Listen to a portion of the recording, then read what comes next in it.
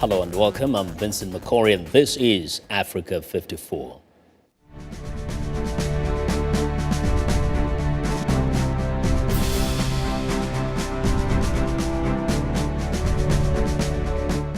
Well, tonight, high-stakes diplomacy is underway in Switzerland. U.S. Secretary of State John Kerry and Russian Foreign Minister Sergei Lavrov are meeting in Geneva to discuss Moscow's plan for securing Syria's stockpile of chemical weapons. If the top diplomat can reach a deal, a U.S. airstrike on Syria could be averted. A VOA State Department correspondent Scott Stearns reports from Geneva. A senior State Department official says Secretary Kerry and Foreign Minister Lavrov spoke by phone before traveling here to discuss their shared objective of identifying, verifying, and ultimately destroying Syria's chemical weapons. President Barack Obama this week cautiously endorsed Russia's diplomatic initiative, but said the U.S. military will be ready to respond if diplomacy fails. The U.S. has been openly skeptical about the intentions of Syrian President Bashar al-Assad and his ally Russia. State Department spokeswoman Jen Psaki. Well, we certainly have a long and winding history with the Russians. So again, we're going into this eyes wide open. And the secretary, when he spoke with the foreign minister just 2 days ago, made clear we're not going to play games here. Russian President Vladimir Putin, writing in the New York Times, urged the U.S. and all members of the international community to take advantage of what he called Syria's willingness to place its chemical arsenal under international control. United Nations officials are optimistic about these U.S.-Russian talks here in Geneva. Spokesman Farhan Haq. The Secretary General strongly welcomes the emergence of serious international discussions that could lead to an agreement in the Security Council to secure and destroy Syria's chemical weapons so as to prevent their use. President Obama blamed Syrian forces for a deadly chemical attack last month near Damascus. He says it was the U.S. military threat that forced the Assad government to negotiate through Russia. Middle East and national security expert Ari Ratner said every chance for a negotiated solution must be taken. What exactly that negotiated solution looks like remains to be discussed, both within Syria, of course, and also in the broader international community. But if this past 2 weeks of build-up to war, which have been quite chaotic in many respects, achieve something, a push towards diplomacy, even if it ultimately fails, it ought to be tried one last time. Ratner says those opposing forces in Syria would be more willing to reconsider military action if they saw that diplomatic efforts were made to resolve the crisis. Now, VOA State Department correspondent Scott Stearns is in Geneva covering the Kerry-Lavrov meeting, and he joins us now by phone. Hello, Scott. Yes, Vincent. Now, we know that the other very critical meeting that Secretary Kerry is having is with the UN Arab League envoy, Lakhdar Brahimi. Give us a sense of what is expected to come out of this meeting. What are they expected to talk about?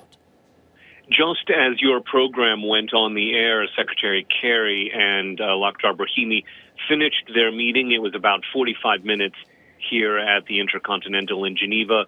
That meeting focused largely on how a successful sequestration of Syrian chemical weapons, if that could happen, would play out politically and lay the groundwork for what's being called Geneva II, a second round of meetings here toward political resolution, which, up till now has been stymied by some disorganization on the part of the Syrian opposition and the inability of Secretary Kerry and Foreign Minister Lavrov to agree on who would take part in those talks, specifically the question of inviting Iran. Now, the talks with Minister Lavrov, comes with a plan on the table or a suggested plan. What exactly is supposed to be kind of thrashed out of this plan so that there can be some moving forward? Those talks between Kerry and Lavrov are scheduled to begin in about an hour. U.S. officials traveling with Secretary Kerry say they're most interested in considering the seriousness of this plan. Is this really delay, or is this Russia and Syria trying to get to the end of the solution? In a television interview with a Russian television channel, President Assad says that Syria is sending documents to the United Nations to join the international convention banning the use of chemical munitions. That would be an important first step. U.S. diplomats traveling with Secretary Kerry say they're looking for a rapid beginning to international control over those chemical weapons, the stockpiles of chemical weapons, production facilities for those chemical weapons, and the location of any precursor chemicals. There's also the issue of security for those inspectors. Of course, there is a civil war raging in Syria, and you would be looking to one of those sides to be giving up its chemical munitions in the middle of that conflict and guaranteeing the security of those responsible for it. Mm-hmm. It's perhaps more important to say this isn't just a meeting between Kerry and Lavrov. There are many, many experts on both sides, both the U.S. and the Russian side, that will be part of these talks.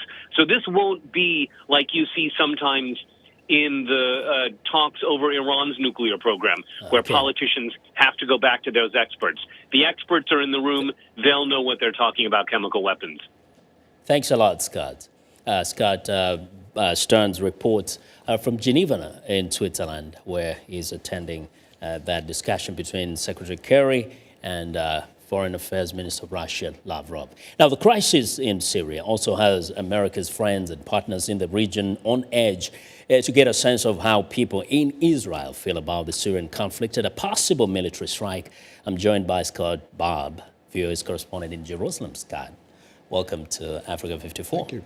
Now, you are like in the middle of action there. Give us a sense of how the Israelis or the people on the streets of Israel are, feeling about this debate that is ongoing now.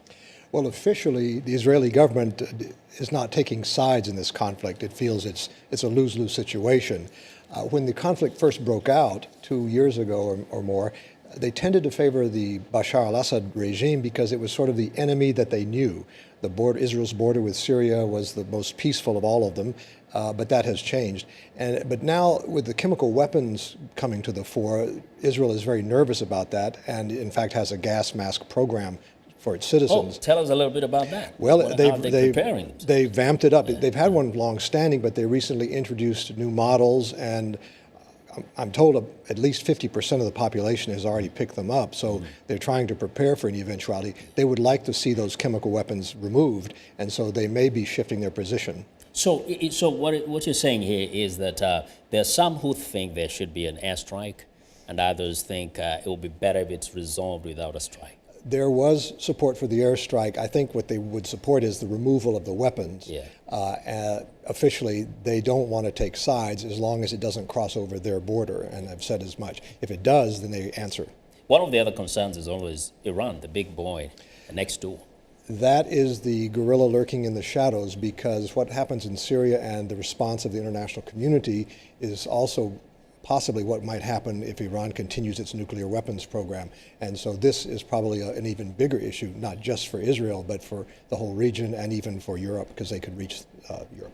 Yeah, and so just in a few words, on the streets, literally in the streets of Jerusalem, are there like, do you see it? Do you see people being concerned about whatever happens later? People are concerned. They go on with their lives, some more than others, and some have just learned to live with it. So it's a mix, frankly. Thanks a lot, Scott. It's always a pleasure, Vincent. Now, Scott Bobb is VOA's correspondent in Jerusalem. Thanks for joining us.